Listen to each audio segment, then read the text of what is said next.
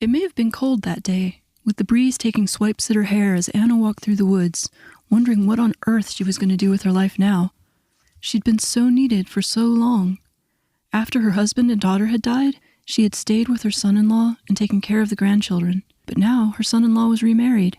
Her time was her own, in a way that hadn't been true since she was a child herself. Back then, she had liked to paint landscape scenes. What if she tried that again? Would she be any good at it? And what would she paint? There, beside the lane, was the perfect inspiration and symbol for community and belonging that she needed right then. A sugar maple tree. You're listening to Plant Connection. Life today can feel overwhelming, like we've drifted away from its natural rhythm. This podcast is your space to slow down, breathe, and rediscover the peace and clarity that come from reconnecting with the natural world. I'm your host, Lisa Cutshaw. Let's reconnect, one plant at a time. Welcome to the first episode of Plant Connection, where we will fight the soul-sucking dystopia of modern life. Just kidding, but not really. For generations, we as people have been distancing ourselves more and more from nature.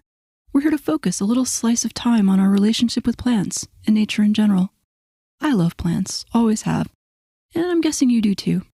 If you don't, come on in anyway and walk with the rest of us a while.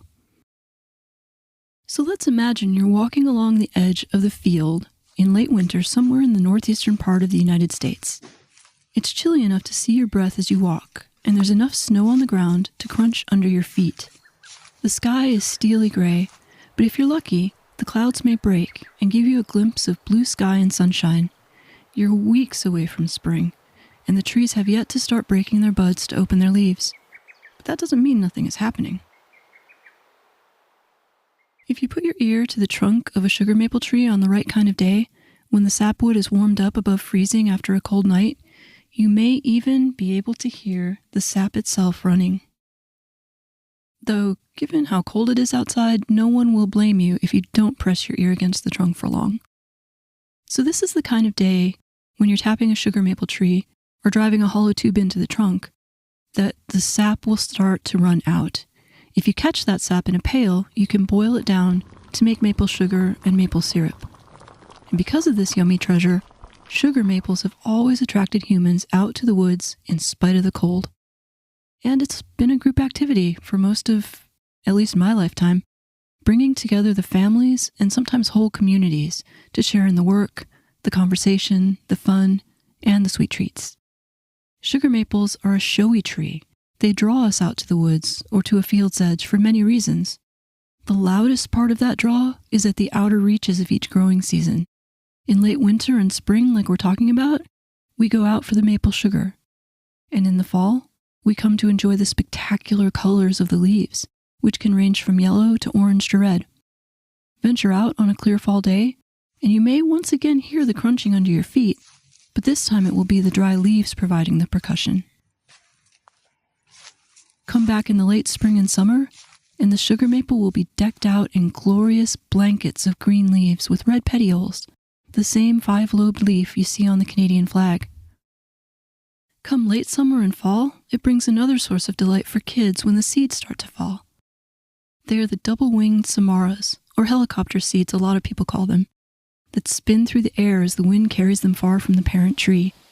Generations of kids know the thrill of running around outside, chasing samaras. Maples make good community members. Not only do they offer all these opportunities to enjoy time with friends, they also make up a large chunk of the native forests of the Northeast. Often they're co-dominant with American beech trees, meaning between the two of them, those species make up most of the trees in that forest. Just think of the grandeur. Both of those trees get over 100 feet tall in the right circumstances, and both can live for hundreds of years. Nature's cathedrals indeed. Now that's not true everywhere that sugar maples grow. They're not always the dominant tree. Here in western North Carolina where I live, they can be, but there's a much broader array of trees in this area. So you could have had a forest here that was mostly sugar maple with some American beech, but that's more of a northeastern thing. Here we had a lot of hemlock maple forests and a lot of forests that are no longer old growth forests. So there's a much different makeup than there used to be. Anyway, as we're walking, Because there are no leaves on the trees yet, you may recognize the tree as a sugar maple by the dark chevron pattern on the bark. And that's a fun thing to do if you're out walking through the woods in late winter or early winter, whenever, and there's no leaves on the trees and you're trying to figure out what the trees are. The bark is a great clue. Some trees are super obvious. Sycamores tend to be pretty obvious. Some oaks are pretty obvious. And this one with the chevron pattern for the sugar maple really helps. Now, it's no new thing to value sugar maples and their sap. The European settlers learned about maple sugaring from the Native Americans, who took simpler approaches than we do today. Some people would drop hot rocks into a birch bark bowl full of sap to boil it, but when the weather was right, they would just leave the sap out to freeze. Pulling off the sheets of ice would concentrate the sap with far less energy use than building a fire and boiling it for hours like we do today. There was even a time in U.S. history when abolitionists tried to make maple sugar the standard sweetener in the country to stop contributing to the sugarcane industry, which at that time relied so heavily on enslaved labor. Thomas Jefferson himself tried to help figure out how to promote the industry. I tried to find what it was that hobbled that, because clearly it didn't become the dominant form of sugar, and I'm not sure why. I wonder if it was because it was such a seasonal thing, so dependent on the weather early in the year. I'm not sure. But I do want to find out. If you know, let me know. Today, maple syrup offers all the flavor and benefits we know and love for our pancakes, with the added benefit of additional nutrients, including manganese and zinc. In herbal medicine, it's used as a syrup base. And the bark of the sugar maple can also be used for medicinal purposes, useful in treating things like a cold or sore eyes. So there's no shortage of ways people can and do benefit from sugar maples. From lumber to medicine to food, sugar maples are there for us. Where does that leave us in relationship to nature? No relationship can sustain when all the benefits are on one side. And that's why we're here, right? To strengthen our relationship with nature. But what does that mean? It has to be more than what we can take from the situation. To be honest, one of the reasons I chose sugar maple as the first tree in this series is because the benefits it offers are so crazy abundant, and it offers such a strong draw to people to get outside and spend time in community. It was one of the most compelling examples I could think of. Plus, everyone has heard of it. Even if you've never seen one in person, chances are you know something about it. For me, one of the important parts of relationship that sugar maple can encourage is presence. I know one of my own weaknesses, no matter which of my friendships we're talking about, is the tendency to go quiet. I value my friends and family, and I think of them often, but I don't always call or write or show up in person as often as I should. Now, why is that a problem? We start to feel forgotten, right? If that person really wanted to talk to us, wouldn't they talk to us? And I know that, and I have to remind myself regularly to reach out so they know I love them and think of them. So if we want to have a strong relationship with nature, the first step may well be to show up. But presence is more than just existing in a place. Power walking through a forest while talking nonstop on your Bluetooth earpiece does not equal being present in nature, at least not to me. You want to walk slowly enough to actually see details. Spend some time in a single place and just be silent. Let it be weird. The trees won't mind if you stare. When I visit a sugar maple myself, the overwhelming feeling for me is gratitude. Thanks for the enormous number of gifts it offers us. You're a wonder, sugar maple, and I'm glad to live where I can bask in your glory. But we all know it won't happen if it's stressful. Getting out in the woods, walking through fields, whatever the type of nature that's easiest to access for you, if it's stressful to do it, that's just one more thing to add to the list, right? One more thing on the pile making life stressful. And I don't want that to be true. Don't let it be a drag on you. Find fun ways to get outside as often as you can without making it a job.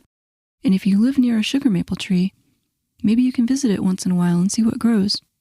So what did Anna decide to do with all that time she had on her hands? Well, one of the most famous folk paintings in the United States shows scenes of a whole community working, playing, and gathering to enjoy the results of maple sugaring. When I say sugar maple offered Anna symbolism of a new beginning and moving forward, I don't mean to suggest that she thought about this overtly, but her paintings do have a narrative sense. They tell stories. In one of her earliest paintings that she offered for sale, is called either sugaring off or bringing in the maple sugar, depending on which source you check.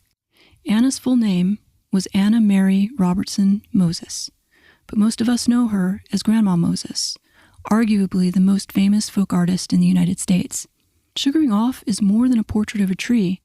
Like many of her paintings, it's a collection of vignettes across a swath of countryside, with people from throughout the community actively engaged in the activities of maple sugaring. While adults gather sap, a man and woman pour hot syrup on snow to make candy for waiting children. I remember that when I was a kid. It wasn't something we did often. I think it only happened once, but it was fun.